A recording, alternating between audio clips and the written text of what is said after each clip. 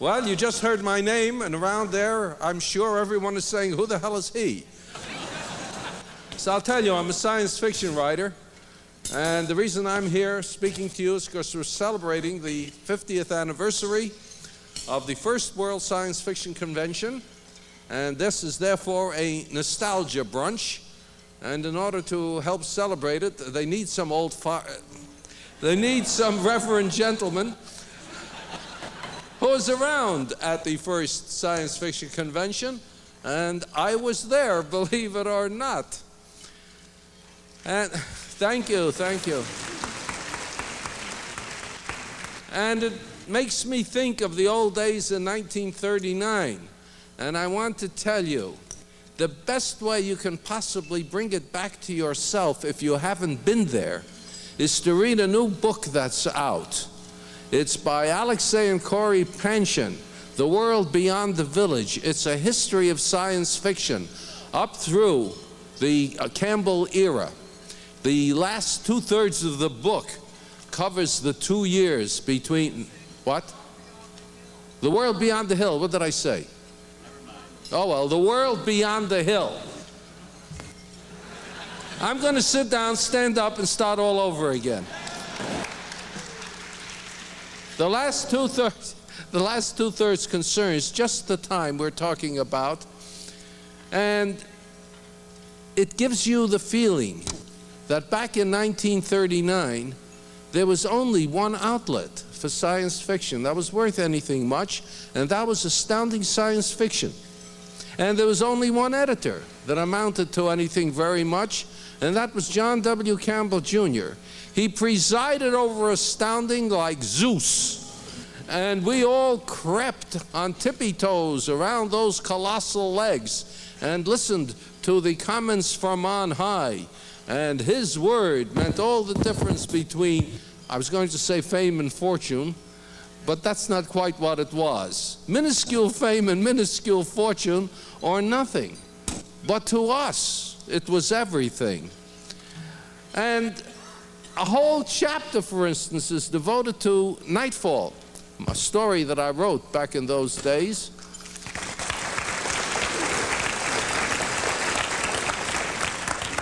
And what interested me was the Homeric way in which the Panshins dealt with it. I have a dim memory of the time, and only dim, you know. I do know that it was Campbell who gave me the idea for the story and insisted I write it, and I went home in fear and trembling to write it. But I didn't realize at the time how significant it might have been.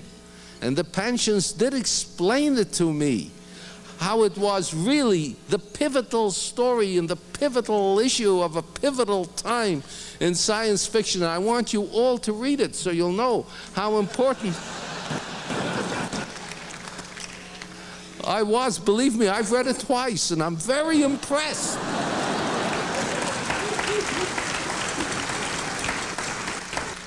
But those were the days. The science fiction world was very small then. You could have gotten an entire convention into that end of the room. In fact, when we had the first World Science Fiction Convention, I think there were maybe 200 people there. Would have been 206. But 6 people were kept out as chronic troublemakers, of whom one, of course, was Fred Pohl.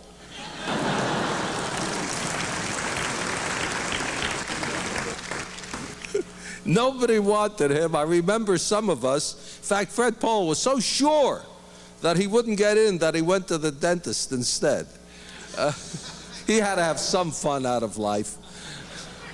But some of us started up the steps to get into, and there was, I remember, Sam Moskowitz and 2 others waiting for them. And Sam was a formidable opponent, and they turned back. However, Sam didn't know who the hell I was. And so I walked right past him and got in. I felt guilty all the time, but not sufficiently guilty to walk out to join my friends. I abandoned them. And if I hadn't done that, who knows what terrible things might have happened to me, because Being there, I was able to get onto the platform at which I announced I was the worst science fiction writer unhung. For some reason, that phrase remains in my mind. At that time, I had sold exactly 2 stories that appeared in Amazing. And my first story, in Astounding, was even then on the stands, which made me a science fiction writer, a published science fiction writer. Little did I think that 50 years later, not only would I still be alive, but I would be up here trying to remember those days, those happy days, when we knew everybody who was anybody, when we read every science fiction story that was published, when we argued endlessly. We all knew by heart all the stories that were published, by author, by issue, by magazine. And not only that, but we would have Homeric battles over which was better and which was worse. And at least among the Futurians, of which I was a member, we were all trying to write to replace all these revered idols and cast them out into the dung heap of history. And in some ways, we managed to do that, and ever since people have been trying to do it to us too. That's the name of the game. And all I can say is that now what we're going to do is to have some other elderly people, some other fossils, superannuated nothings, get up with the only value they have, their extended lifetimes and their dim memories of a greater time.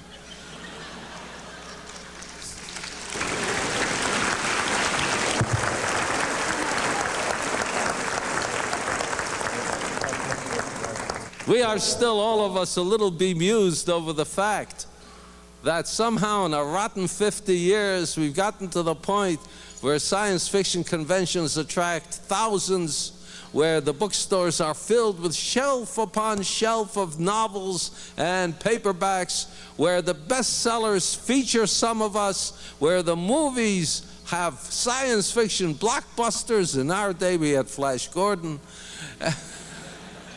You had to see them, they were funny. And of course, there's always the cry, this is no good.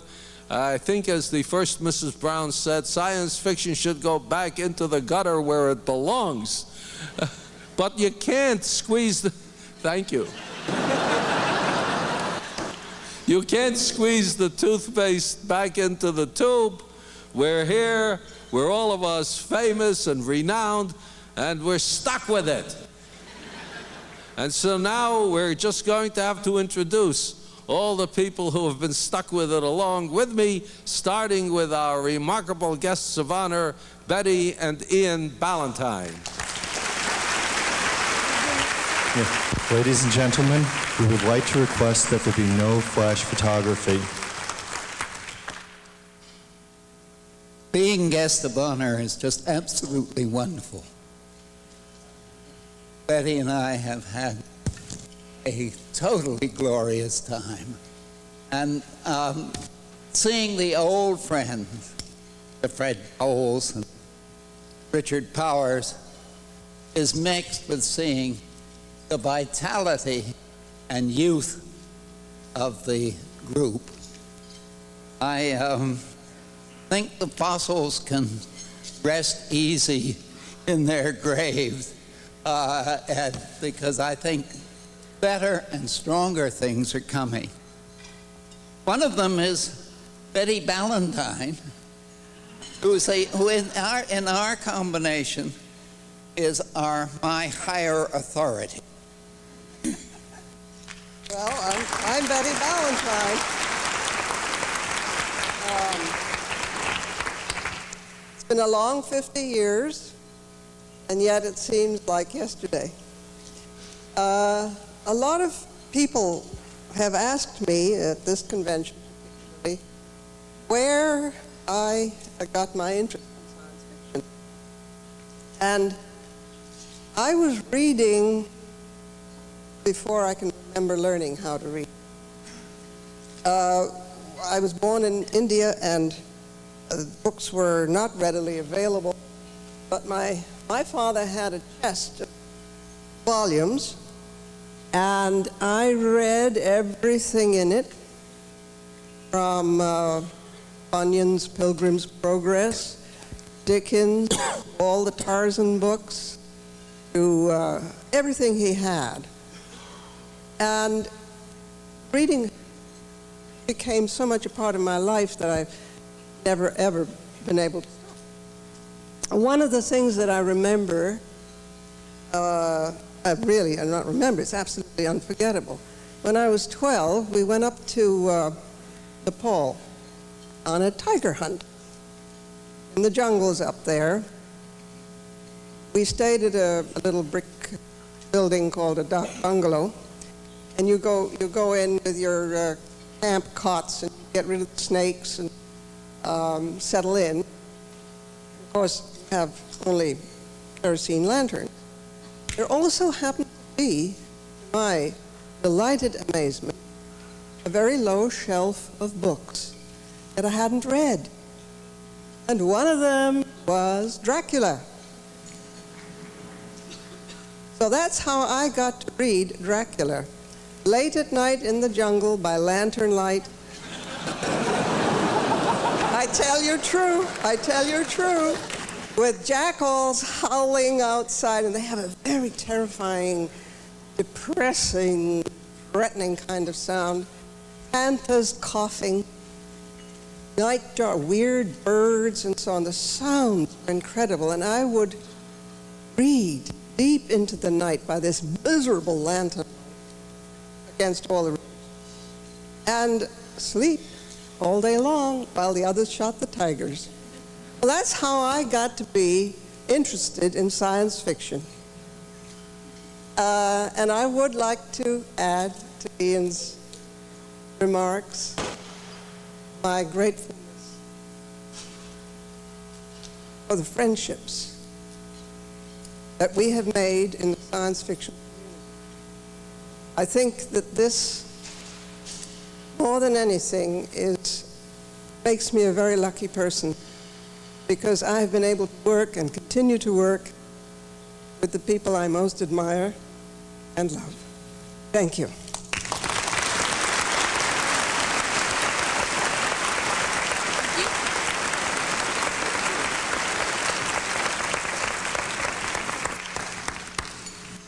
I'm Jack Williamson.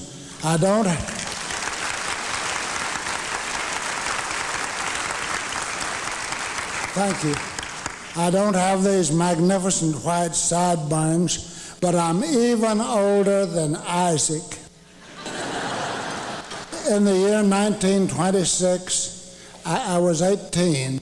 I'd got out of a country high school with a total of 6 years of schooling. I had no job, no money, no future. But in that year, in the year of my birthday, in fact, Hugo Gernsback launched Amazing Stories. And I saw one of the issues for that year, but the one that really turned me on was the one for March 1927, which had a wonderful novelette by T.S. Stribling about green-blooded plant men from Jupiter visiting Earth. Had a story by H.G. Wells. It had The Middle of Edgar Rice Burroughs, The Land That Time Forgot.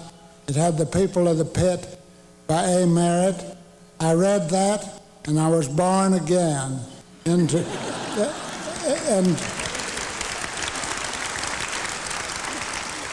born into a bigger and brighter world. And I borrowed a typewriter, started writing my own science fiction. Next year, Hugo began buying it, and that is how it all began for me, and more or less how a lot of it began for a lot of people.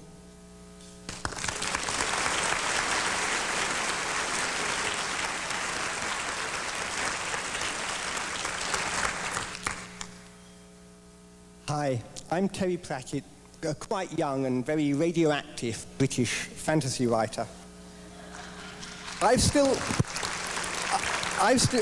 got the first SF book I ever read. The spine gave up in 1970, and you can shuffle the pages now like a pack of cards. A lot of English fans are quite short, as you may have noticed. It's evolution in action. You see, In England, they put all the porno magazines on the top shelf, so healthy lads get a really good stretching action going, whereas the likes of us just grub around on the bottom shelf where they used to keep all the SF. Other kids of my age worried about spots and greasy hair and sex, and I worried about sex and alien communication and faster-than-light travel, the heat death of the universe and sex. And I read everything. And what I recall most of all was the boiling sense of resentment. There was a great big universe out there. The Earth went round the sun. History hadn't begun with the Romans. Mathematics was actually interesting. Mankind hadn't arrived on the last tick of Earth's clock, but on the first day of infinity's year. And no one else was telling me this. Teen, and I realized that there was no hope for it.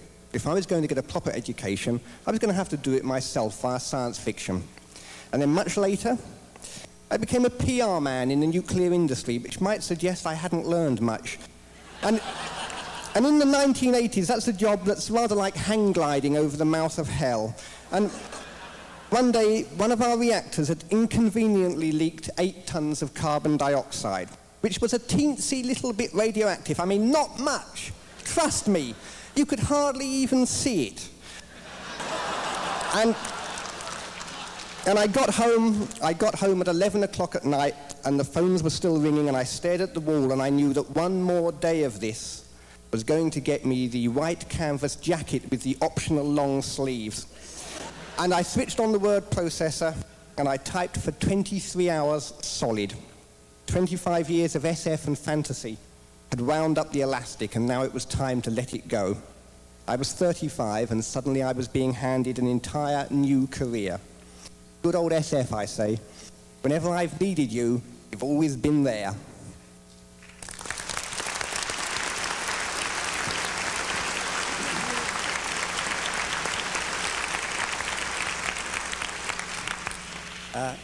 I'm Dave Kyle. I was asked to speak on how science fiction has changed my life, and I want to say that science fiction has not changed my life. Science fiction is my life. There are 3 people to whom I owe this distinction. That is Hugo Gernsback, David Ackerman, and Horace J. Ackerman. You see, David Ackerman was my grandfather. I boasted about my name being Ackerman in the reader's pages of Wonder Stories. Ori wrote me, introduced me to fandom. So thank you, David Ackerman, for those past centuries someplace. I was raised in a small town, and like a small town science fiction person, I was the only one in the town reading the literature, I think, at that time. But I started a club. I corresponded to all the magazines and got in contact with people after Forey introduced me to that world. And naturally, I published a fanzine. Any teenager would want to aspire to be a science fiction author. So I wrote a story at the age of 16. Terrible thing happened. The editor of Wonder Stories, Charlie Hornick, who was sitting at this table, chose that story. It's a wonderful thing, except when he took that acceptance from me, it resulted in the demise of the magazine. Well, a decade later, I became a publisher of Gnome Press. You've seen some of those books. My latest publishing venture are a few little comic cartoon slips that have been passed around on some of these tables. Not everybody is one of the assortment of a dozen, but fill in some comments. I'll try to collect them, and we'll have a little fun publishing them sometime in the future. The pervasive influence in my life has been, of course, fandom, and one of the focal points of fandom are conventions. I attended the first one in 1936, a handful of people from New York to Philadelphia. I bluffed my way into the first World Convention in New York in 1939 because I should have been one of those that was barred. And like Isaac, I slipped through because I didn't tell anybody that the instigator, the infamous pamphlet, the yellow pamphlet that created all the trouble, was published, printed, set, typeset, published, distributed, and hidden under the radiator by me. Well, I did come back 17 years later to New York to put on the second Worldcon as chairman in New York. And that was momentous because I survived that convention. A year later, married the person that had been my convention secretary, Ruth Landis, who the previous year in 1955 in Cleveland I met, where she went as a neo-fan, attending her first convention. And I fought off all of the advances that Isaac was making on her, and which is no mean feat. And then in 1957, I chartered an airplane and had a very fanish experience. She and I went to the convention in London, the first time out of North America, on a chartered DC-4 KLM plane, which Forey Ackerman dubbed Kyle Landis marriage. And we had 53 people on our honeymoon, all science fiction types. Well, we survived that one, too. And that naturally led on to the idea that we are members of a group, of society, which is unique. It's not an organization that has a formal organization. I tried in 1956 to make a formal organization. I chose the name World Science Fiction Society. It became a corporation, which I thought that would be a unifying thing. And boy, did that stir up a hornet's nest. There were lawsuits. There was bickering. There was fan squabbles that went on for years. But the name has survived, the World Science Fiction Society. When I was a boy, just getting into science fiction, my mother thought I was crazy because I said we were going to fly to the moon. Fly to the moon? I knew I was going to see it. But do you realize that that was 20 years ago that we've landed on the moon? If that doesn't represent a historical perspective, from my point of view, nothing better illustrates it. And I want to say that I am a dinosaur. And in the words of Dr. Frankenstein, this creation of First Fandom, we live, we live. Now, it just so happens that Andre Norton is now about to leave, and so we'll give our farewell applause to Andre.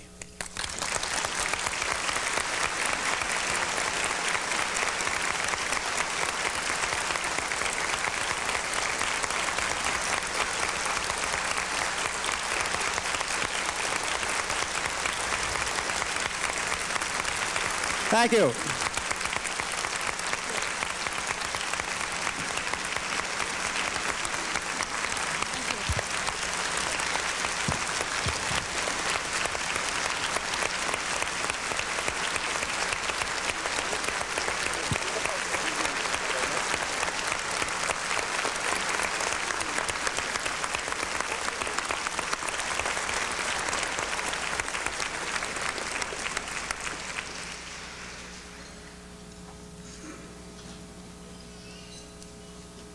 A wonderful applause for a woman who deserves it. My name is Kees van Toorn. I'm the chairperson of next year's Worldcon, and I guess I'm a young dinosaur. When I was asked for this, I was rather pleased and amazed. I'm also very thrilled to be with you. Before I forget, a friend of mine, an acquaintance of some of you, stood here about 20 years ago. Mario Bosniak, he organized HiCon, the 28th World Science Fiction Convention in Germany. That also was my first world convention, so I've been around for some time. It started a few years earlier with a book that my father gave me. It was his treasured book called Het Geheimzinnige Horloge, which is The Mysterious Watch. It was a fantastic novel, and I shouldn't bore you with this, but my father had a cardiac arrest a year ago, and when he came out of it, the first thing that he started reading, when he started reading again, was that same book, and he asked for it. Science fiction has been part of my life so much that I desperately wanted to do something about the international aspect of it, and that is why we try to run International Worldcon next year, and we hope to see all of you. Thank you.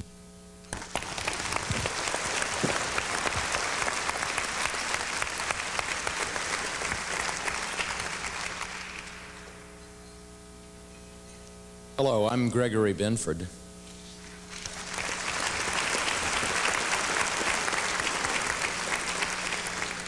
I went to my first convention in Wetzlar, West Germany. Talk about being isolated from the mainstream. In about, I think, 1956. I was the youngest American present there, and since I'm an identical twin, my brother Jim was the oldest American present there. 10 minutes older, but he thinks they're important. He still reads science fiction anyway. And my journey into this community was, well, a bit bumpy. First, I had to learn English because I'm from Alabama. And to do that, I published a fanzine called Void in the 50s and 60s. I was genuinely shocked to walk through the fan history exhibit here and find a copy displayed under glass, or maybe plastic is more appropriate. And to see oneself as a casual fanzine that you had forgotten about as an artifact out of some fossil past is shocking, and I know just how Isaac feels. But I didn't come back to the States for quite a long time. My father was in the Army, and the first Worldcon I went to was the '64 at Leamington, Oakland. You know, nowadays, if you get a small hotel room, you complain to the hotel management, and the size of the Leamington rooms was such that you should have complained, I think, to the animal rights movement. But I enjoyed it anyway. It was a great revelation. I had by that time started to even think about using harder stuff, that is, actually writing science fiction. And I didn't go to another Worldcon until '68. If some of you recall, it was the middle of the '60s, metaphorically. You would go down the halls and people would tell you that they had a new drug. It turned out to be a hog tranquilizer. It's aptly said that if you remember the Baycon, you weren't there.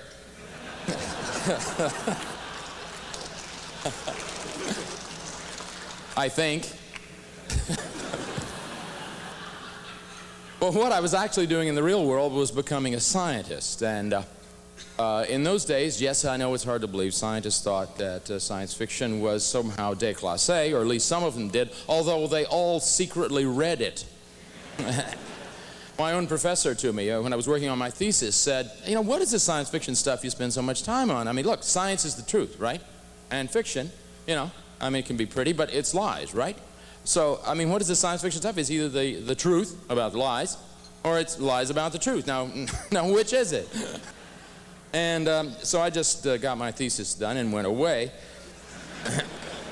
and didn't write any novels for a while. One of my contributions to Western civilization has been to occasionally just do science and not write science fiction. But this field has really given me so much. It's impossible, I think, to convey what it is like to do science and to be able to write about science fiction also. The great freedom of movement it gives you. And the great relationships you make. You all know what it's like. This has always been a community that felt like a tribe sometimes under fierce attack, but we always held together. And every year these things seem to get bigger. And I'd just like to thank you all for being a member of what I think is the most innovative and, in fact, culturally important group that has been produced in my time. And I think we ought to be proud of the fact that we have managed to suffer all the slings and arrows and yet become the predominant theme, I think, in indigenous popular culture in the United States. And of course, we ain't finished yet either. Thanks very much.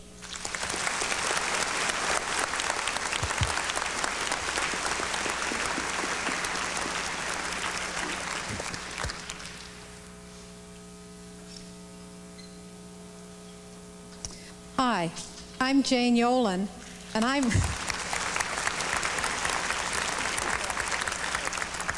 one of the middle-aged dinosaurs.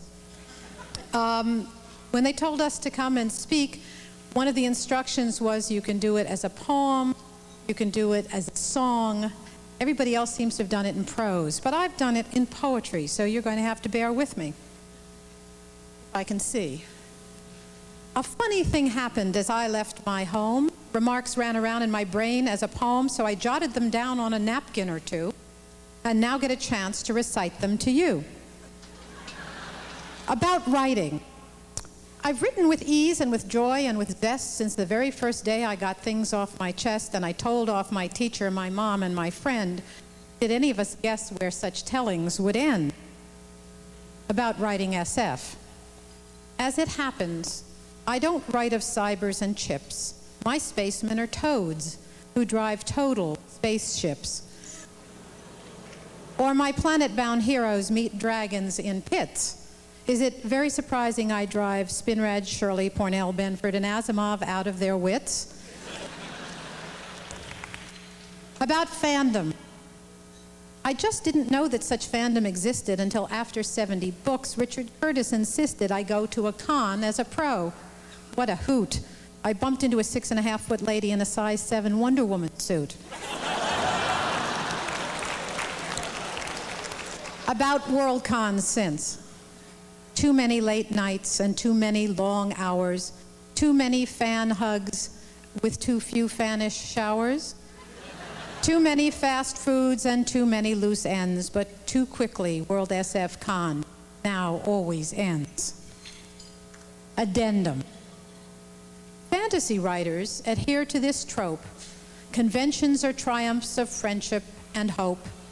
The hope that next year, when to Worldcon you go, a fantasy book will at last win the Hugo.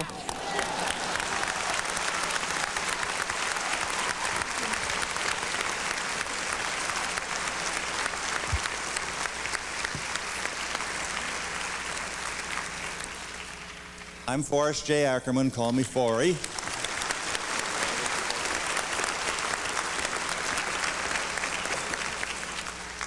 Well, this banquet is certainly a far cry from 20 years ago when I was in Rio de Janeiro at the International Fantasy Film Festival, and Bob Bloch and A.E. Van Vogt and Philip Jose Farmer, Fred Pohl, several other of us went out seeking lunch. On the menu, we had exactly two choices. We could either have a spit sandwich or rattled out turkey cock. And John Brunner was the only one brave enough to try the rattled out turkey cock. I never did discover just exactly what that consisted of. Some years later in Yugoslavia, I was offered garnished epigrams. And thinking back to the first World Science Fiction Convention, I realized there were just 29 of us who could afford the banquet. It was so expensive. It was $1 a plate. Of course, no food, just $1 for the plate. In 1922, when I was 5.5 years old, I was influenced by the first fantastic film I ever saw. It's a lost one, unfortunately, called One Glorious Day. And then one glorious day in 1926, I was lost forever. The October Amazing Stories jumped off the newsstand, grabbed hold of me, said, "Take me home, little boy, you will love me." And one day in the incredibly distant year of 1989, as a man approaching his 73rd birthday, you will find yourself addressing thousands of fans at a banquet at the 50th Annual World Science Fiction Convention. When I went off in 39 to the first con, I arrived in the first of all costumes, which most of you have seen me wearing in the last couple of days. I've been able to attend in the last 50 years all but one half of a world convention. In 1953, from the hands of Isaac Asimov, I received the first of all Hugos, and subsequently have been given a Hugo from Germany, Italy, and Japan. Well, in my wanderings for wanderlust, I have traveled to Transylvania. I've known Bela Lugosi, Boris Karloff, Edgar Rice Burroughs, John W. Campbell, Heinlein, many of the greatest names in the world of fantasy and science fiction. I've collaborated with Catherine Moore on a story. I've shaken hands with H.G. Wells. I edited and published Ray Bradbury's first story. And somewhere along the line, I created a sci-fi term which went around the globe and worked itself into the world of vocabulary. A term, no, not that one, ego-boo, ego-boo. I have appeared as a President of the United States, a science fiction film, and also in Samtao Sucharitkal's new movie, The Laughing Dead. I make a cameo appearance as what he calls a celebrity corpse. I'm getting a lot of requests to play corpses now. I have only to hold my breath, don't have to memorize any lines. I wrote the first article on the first page of the first fanzine in 1932, Julie Schwartz, The Time Traveler. I've edited 75 issues of my own fanzines through the years, 150 pocketbooks, 200 issues of the genre magazine of fantasy films that has created about 50 rivals. I've done 2,000 articles. You can see that actually in my lifetime in the professional field, I've accomplished about as much as probably a lazy afternoon for Isaac Asimov.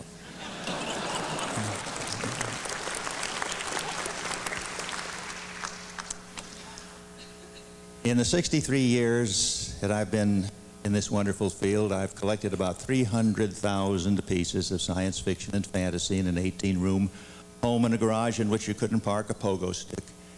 And the end product of all this is going to be 4 museums around the world, one on the East Coast, the West Coast, in Europe, and Japan. Finally, I would like to say that I would like my epitaph to read, Horace J. Ackerman, science fiction was his life. It is, it always will be. Thank you.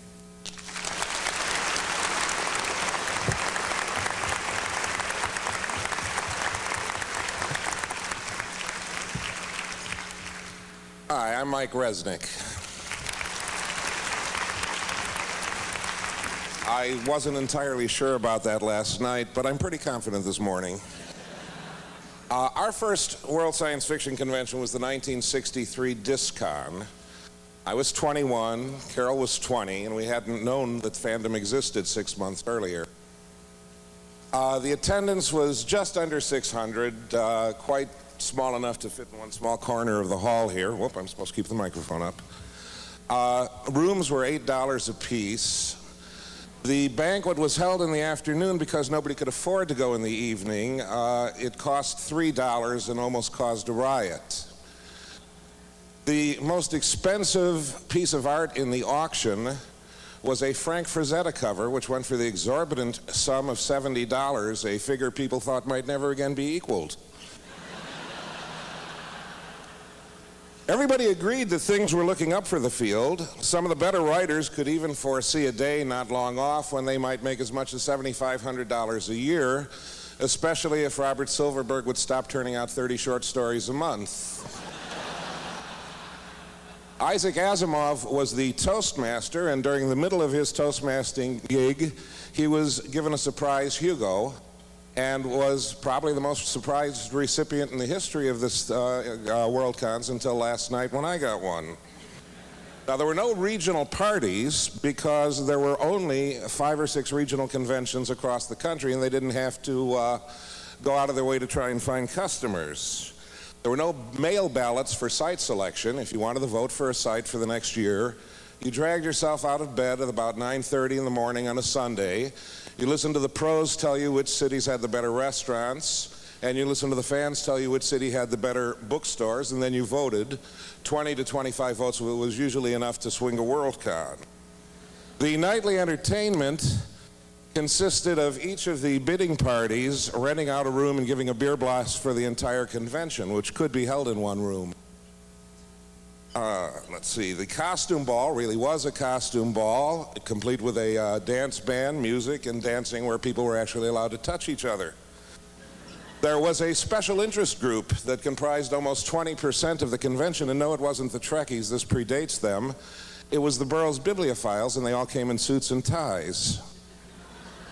The Hyborian Legion spent hours and hours of their meeting wondering if Robert E. Howard would ever become popular enough so that they might see 1 or 2 of the Conan books actually printed in paperback. Femme fans were outnumbered almost 10 to 1, female authors by an even greater margin. The Huckster Room sold books and magazines, period. Fans who read science fiction outnumbered fans who didn't.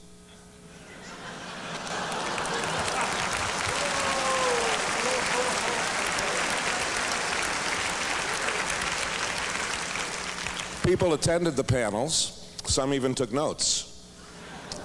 The convention wound up the way most summer camps wound up, which was that the counselors, or in this case the professionals, wrote and performed a play for the benefit of the fans. Now, there was no social schism whatsoever between fan and pro. Most of the pros had indeed been fans, and many of the fans were well on the road to becoming pros. And that was the one memory that we took away with us, and that was this enormous sense of community. If there was ever a small-minded or unfriendly pro or fan, we never found him. Things have changed, and when I come to a Worldcon these days, it's more for work than for pleasure, but the sense of community remains. There is a saying that you cannot choose your family, but you can choose your friends, to which I reply, bunk. We chose our family 26 years ago, and we've been coming to its reunion ever since. Thank you.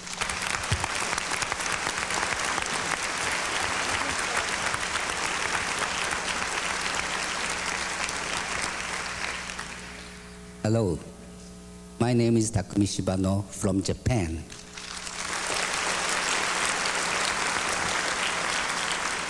But nationality doesn't matter now. I think of myself as just another fan. One just happened to be born in the Far East country. Well, 50 years ago, when I was 13, I read War of the World by H.G. Wells. This drastically changed and reconstructed my view of the world. The idea that the humanity might not be the Lord of the creation shocked the junior high school boy. I think this was my first step to becoming a science fiction fan. 17 years later, when I was 30, I started the publication of my fanzine titled Uchujin, which has been noted as the birth of Japanese fandom. This introduced me to many real friends, and it drastically changed my life itself. Then in 1968, 21 years ago, my wife and I were invited by American fandom to the Bacon, the Worldcon of the year.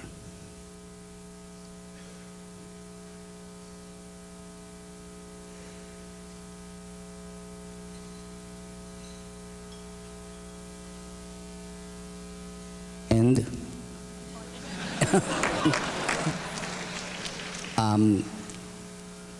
then suddenly science fiction stopped being just a hobby and became a way of life.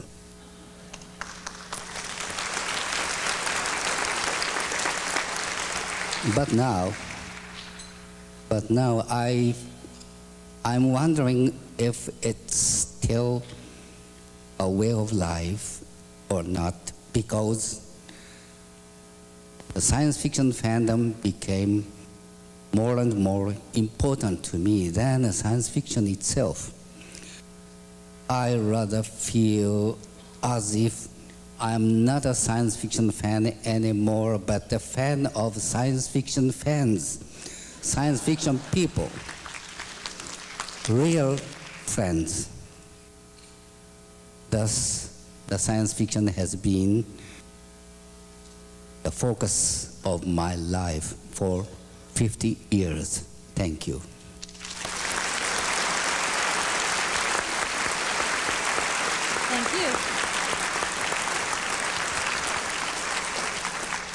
I'm Hal Clement when I'm writing science fiction.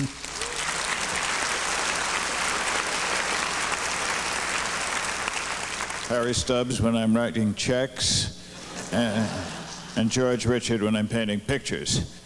I can't claim quite 50 years, actually. 60 years ago, I was one of these little goggle-eyed, obnoxious students who make life very difficult for teachers when they happen to make a mistake in class. I've paid for it since. I am a used science teacher, as it happens. Retired, pardon me. I began reading science fiction somewhere about that time. My critical senses developed somewhat, and I began to realize there were a hell of a lot of science errors in these stories. And I decided, good God, I should be able to do better. I can write a story with no science errors in it.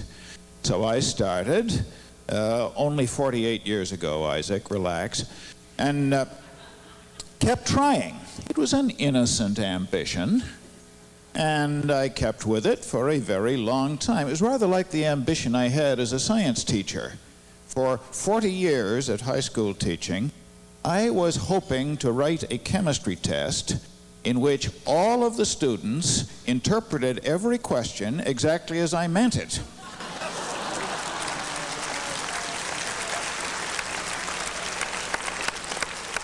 The ambitions are just about equivalent. I eventually relaxed on the urge to write the mistake-free science fiction story, not so much because I decided it was impossible and was quitting, but because I got less bloodthirsty. In those days, you found a mistake in the author's story and clawed his throat out, or hers, as the case might be. Or if you were an author, and someone made a mistake in finding your mistake, you clawed right back.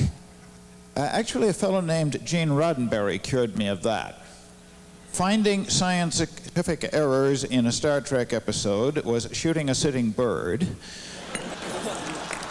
And it seemed better to treat each episode, and then more generally each story, as though it were accurate reporting, and settle down to figure out what would have to be true so that would really be the case. It was much more of an intellectual challenge. Sometimes it was an unanswerable challenge, like when Captain Kirk bragged about having the Enterprise bugged so that every sound on board would be amplified in the control room by a factor of 1 to the 4th power. I never did quite manage that one. But be that as it may, while evolution doesn't seem to be supposed to apply to individuals, just species, but this may mean that I am a bird instead of a dinosaur, but I did evolve a bit over the last several decades, and I've enjoyed every minute of it. Thank you.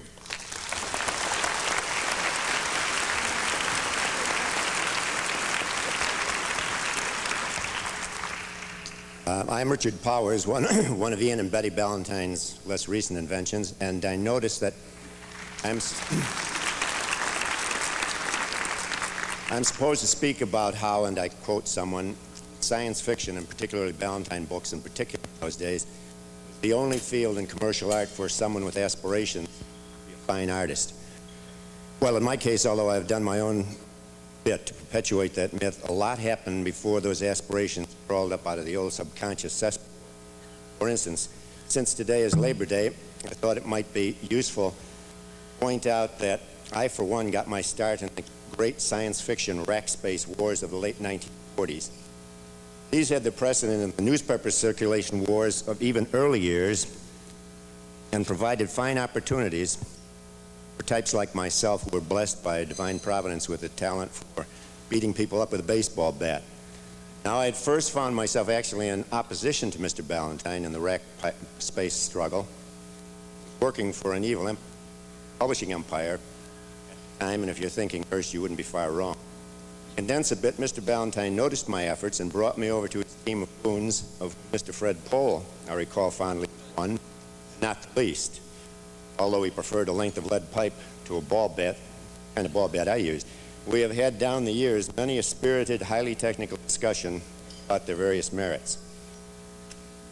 And that is what fine art aspirations really means in my case. Even so, I would like to thank Mr. Ballantyne sincerely for the opportunities he afforded me, and to thank even more sincerely Betty civilizing that ruffian so successfully, even if it took 50 years of marriage and of SF Publishing to do it.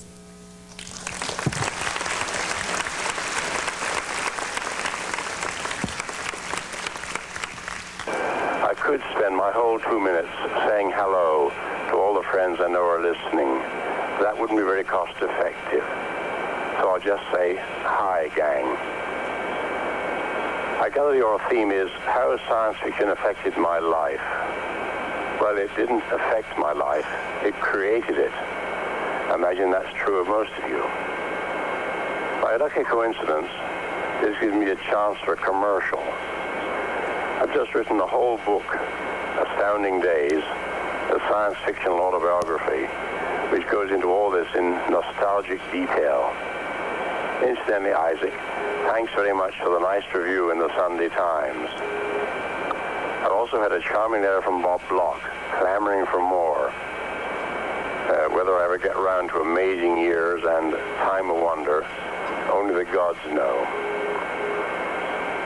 At great expense, I've sent copies of the UK edition to a few friends. The rest of you will just have to wait for Bantam to do its thing. Finally, although my well-known modesty makes it painful for me even to mention the matter, I'd like to clarify a point that's caused a certain amount of confusion in the colonies. Even though Her Majesty has made me a commander of the Order of the British Empire, I'm still a Mr., not a Sir. Also, on entering my presence, it's unnecessary to go down on hands and knees. A low bow from the waist is quite sufficient. Goodbye from Arthur Clarke, and my love to you all.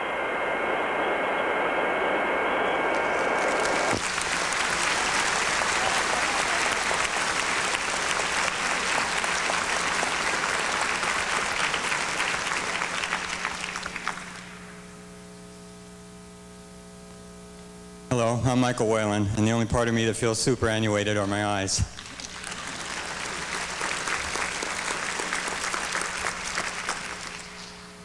"15 years ago, it never would have entered my mind to even consider approaching a Frazetta or a Frieze to seek an appraisal of my work. So it was exactly what I needed at that stage of my life. Bare 2 years previous, I had made the decision to follow my deepest convictions and pursue a career as a fantasy and science fiction illustrator instead of becoming a doctor or something professional, which is what my family would have respected. Friends always seemed to enjoy my work, and I received good grades in school. Somehow I wasn't able to treat their opinions seriously because I didn't consider them to be people that were, quote, in the business, unquote. In my mind, the people that were in the business, I thought, or I assumed, would be too busy to talk to me, or my work would be too embarrassingly bad to seek their opinion or consultation.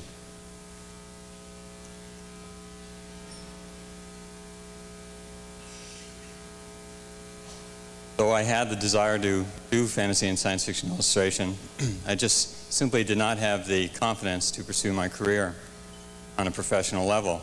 But then something happened. I was walking down a corridor at the Art Center College of Design, where I was studying during that period.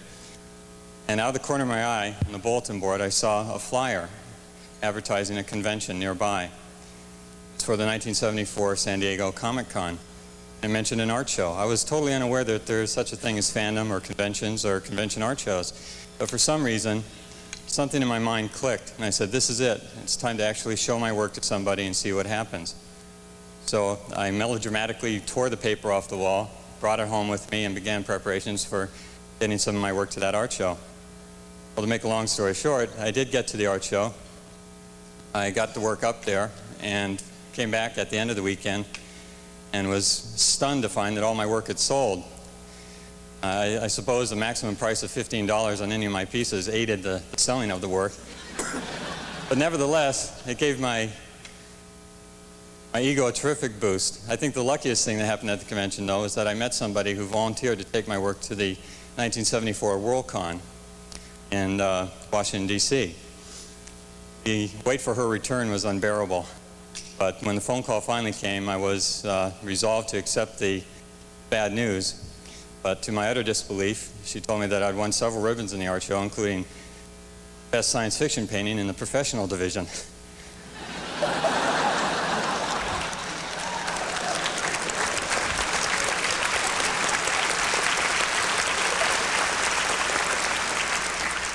Well, this gave me the nerve to send some slides to Donald Wollheim, who generously offered me my first professional paperback cover book illustration assignment.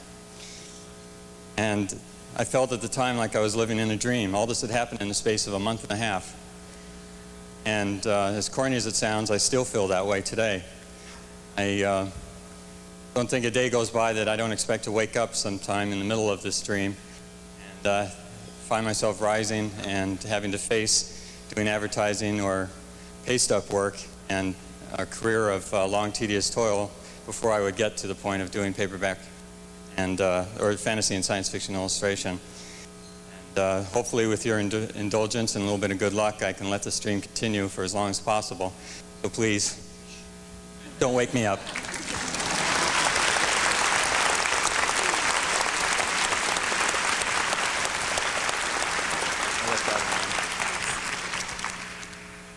In 1966, I got to my first Worldcon by Greyhound bus. Samuel R. Delaney, me, that was the full moniker. It was even the name on a couple of science fiction novels, but people I knew called me Chip. Only here, as far as I could figure out, nobody knew me and I didn't know anybody at all. It was Cleveland. Stay at the main hotel. Well, I had $36 in my pocket to take me through the whole weekend, all that was available in the line of money, and I had a pair of tongs, all that was available in the line of shoes. I ended up in a hotel, if you could call it that, about half a mile from the con site that rented rooms for $4.50 a night. Well, even in 1966, you figure it. There were 3,000 people wandering around that convention. And you know what the feeling was? Lonely. Lord, it was lonely to be in the midst of all those strange people who didn't know me and whom I didn't know. Somehow, I'd managed to get through my first few years or so as a professional science fiction writer without anybody even mentioning to me that fandom existed. And here it was, so much of it and all unknown. Then, this red-headed kid about 15 turned around to me and said, "You look like you're lost." "I guess I am," I said. "Ever been to a convention before?" "No," I said. "I've been to 3, he explained. Come on." And for the rest of the day, he took me around, introduced me to a lot of other people ranging from 15 to 50 years old, and generally shepherded me about and got that sharp and scary edge of the lonely, lonely ache off. Somewhere along about the 3rd or 4th hour, he asked me, "What do you do?" As if he'd suddenly realized that those strange people on the other side of 21 occasionally had to work for a living. "I write science fiction," I told him. He looked up. "Yeah? Ever have anything published?" "A couple of novels," I said. "Wow," he said. "You're a pro, and here I am showing you around." Today, I'm 47 instead of 24, and the kid with the red hair has just the first few white ones at his temples, and he's a publisher. He published a book of mine just the day before yesterday. He's not here this year. Jerry, I wish you were, but I'm not so lonely anymore. And I'm so glad that you taught me what I think is one of the most important things that fandom has to teach. We must watch out for those who are. Thank you.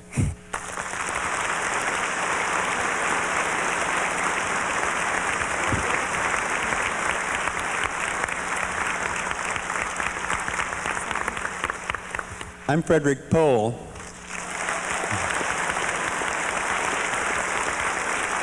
Or at least I have believed so for many years, although listening to all the lies that Isaac Asimov spreads about me here, I can no longer be sure.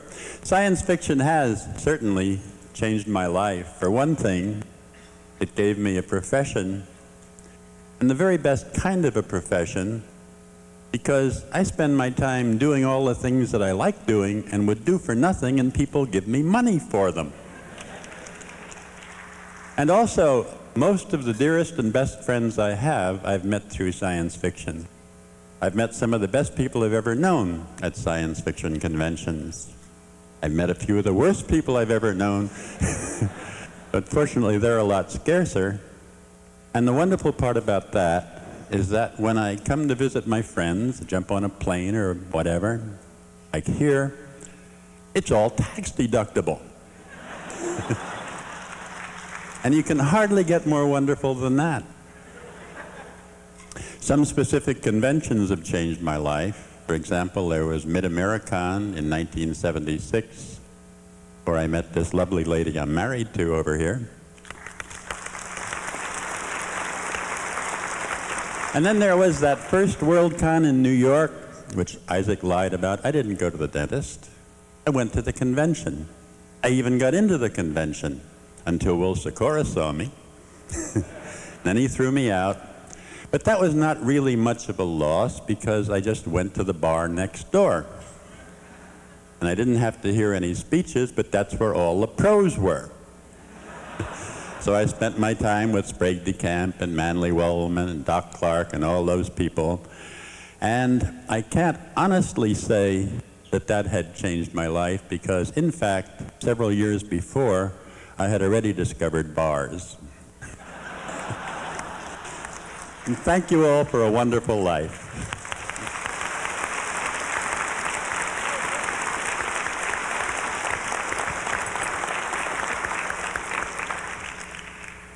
I'm going to do something right now that my friends in Alcoholics Anonymous tell me is a liberating and terrifying experience. Hello, my name is Emma Bull, and I'm a science fiction and fantasy writer.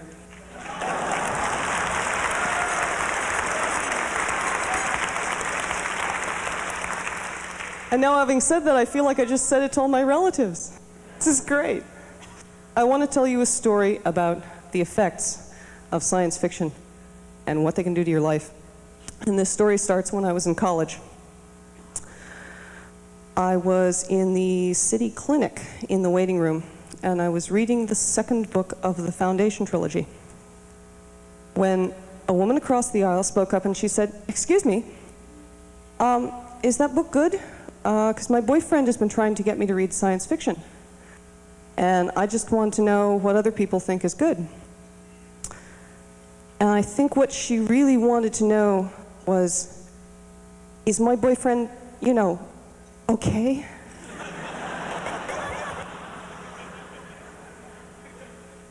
I allowed as how the Foundation trilogy was pretty good.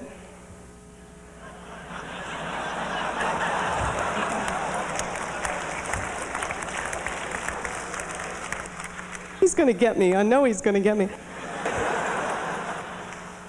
And she said to me, "You go to Beloit College? What dorm are you in?" I said, "I'm in North." She said, "Oh, my boyfriend and I are in North too. We'll come up and visit you sometime, and my boyfriend can talk to you about science fiction." As it turns out, they came up that night after dinner, and she sat on my bed, smiling and just pleased as punch, while her boyfriend and I sat on the floor in front of my bookshelves, and we looked at my bookshelves and we said things to each other like, "Have you read this one?" And, "Well, my favorite, Delaney, is," and, "You haven't read The Worm Ouroboros?" Well, the boyfriend's name was and is Will Shetterly, who became a science fiction and fantasy writer. And to steal a great line from Charlotte Bronte's Jane Eyre, reader, I married him. Thank you.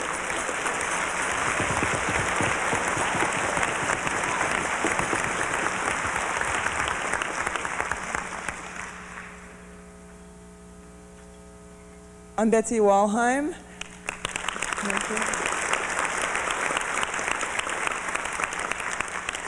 And I'm a second-generation professional in this field, or should I say dinosaur. As such, I have a somewhat uncommon viewpoint.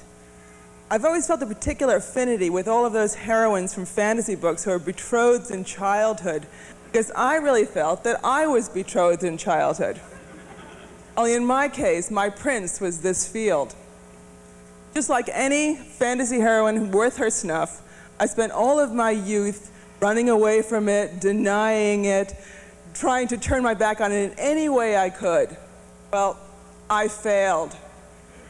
Here I am, quite a few years later, and I'm almost chagrined to say that I couldn't even imagine, I wouldn't even care to try to imagine my life without my work, and most especially without my wonderful authors who've made my life so much richer than it would have been without them. And so I guess my face should really be red. I fell in love with the prince.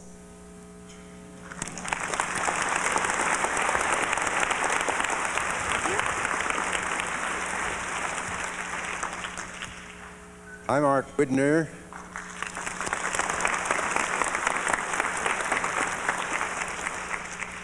The born-again fundamentalist fan. Like so many other fan, I was the old Weird Harold on my block.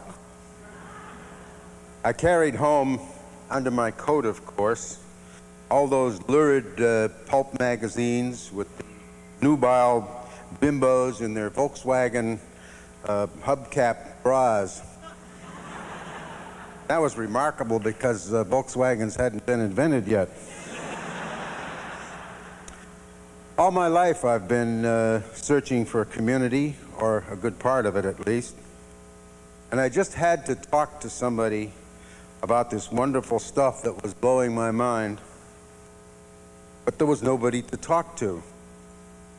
So I wrote a gosh wow boy oh boy letter to Astounding in 1934 and found my community, my clan, my extended family. Some 10 years later, like Voyager 2, I had thoroughly explored the system and headed for interstellar space to see if there were other communities out there that might suit me better. 34 years later, I came back. I have news for you. It's pretty empty out there. I expected to pick up where I had left off.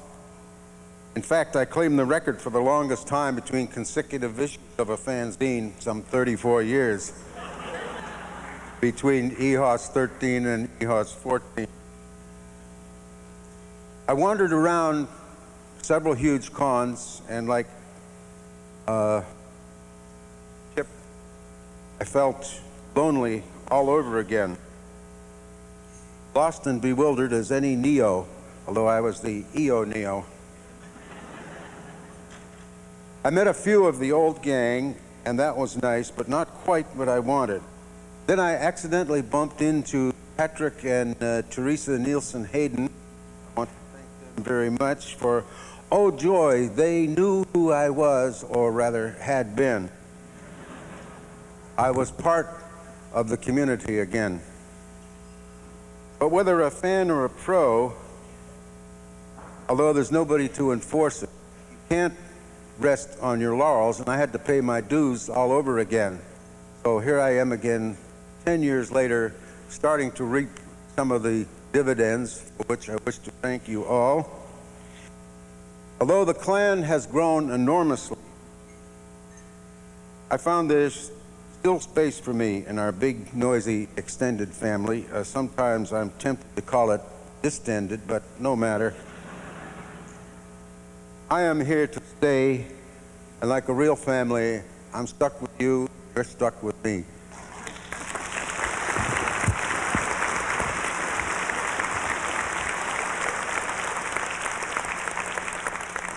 Hello, my name is Anita Raj, and this is my first WorldCon.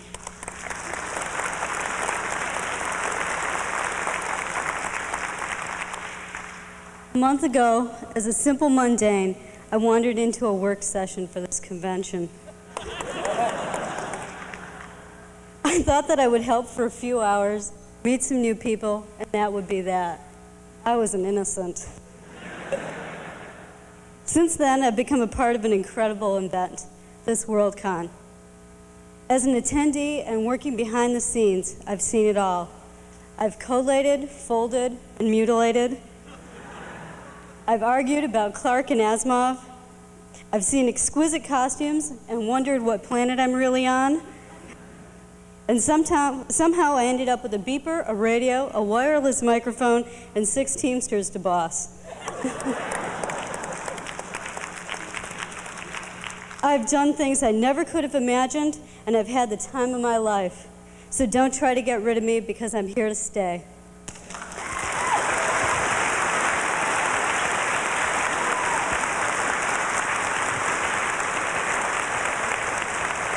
Would all the speakers please stand for a moment and accept another round of applause?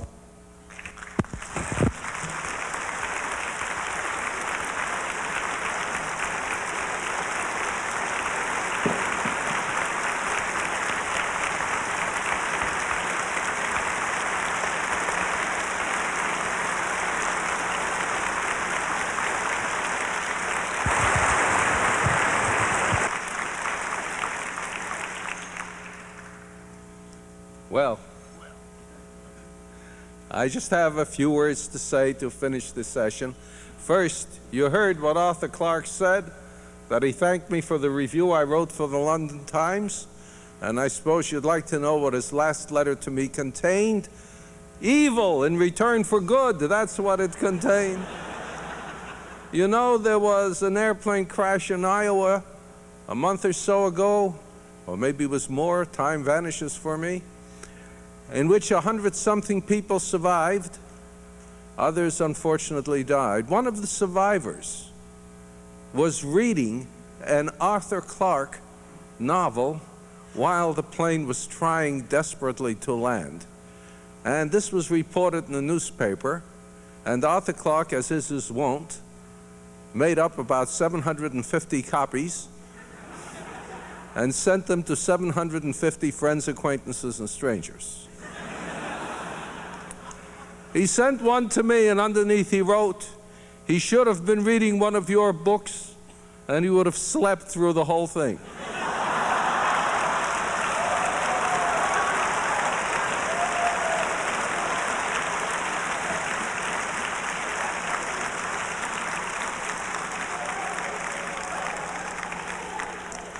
And I wrote back, "Dear Arthur, the reason he read one of your books was that in case he did crash, death would come as a blessed release."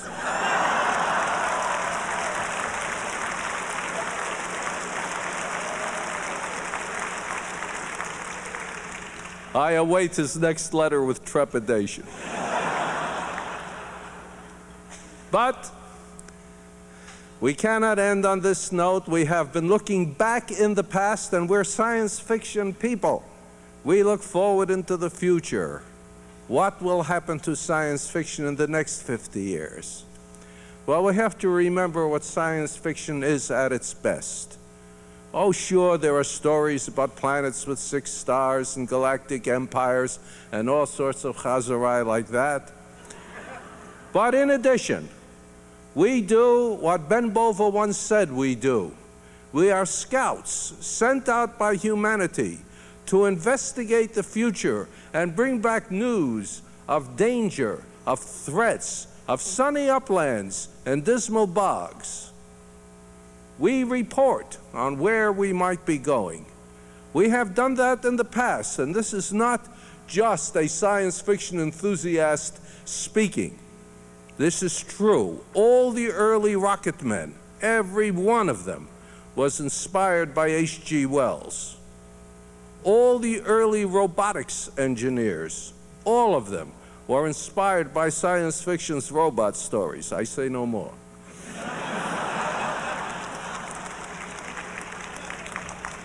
There have been stories that pointed out the dangers of the nuclear stalemate before nuclear bombs were invented.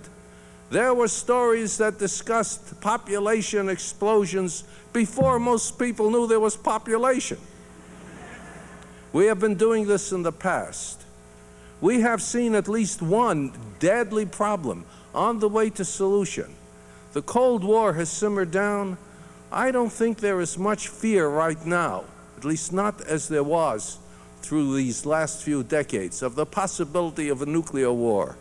The Soviet Union seems tamed, and we are a little tamer ourselves also. But there are other things that face us in the next 50 years. Population continues to go up. Pollution continues to wreck our world.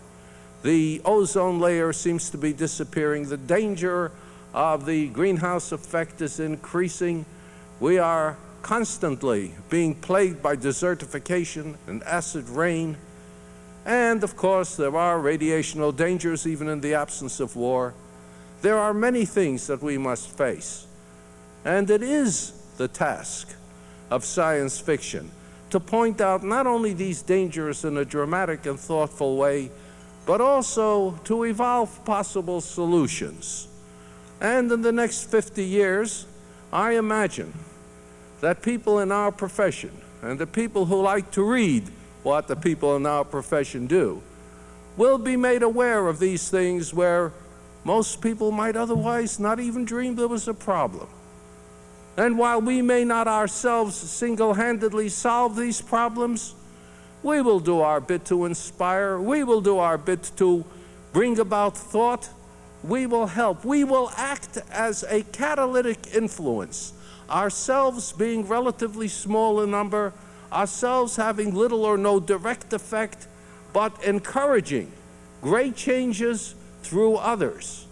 And who knows, if these problems are solved, if civilization continues, if humanity moves on further into a better world, it may well be that our descendants will be able to say that science fiction writers, science fiction readers, the science fiction world has helped just a little bit in solving these terrible problems.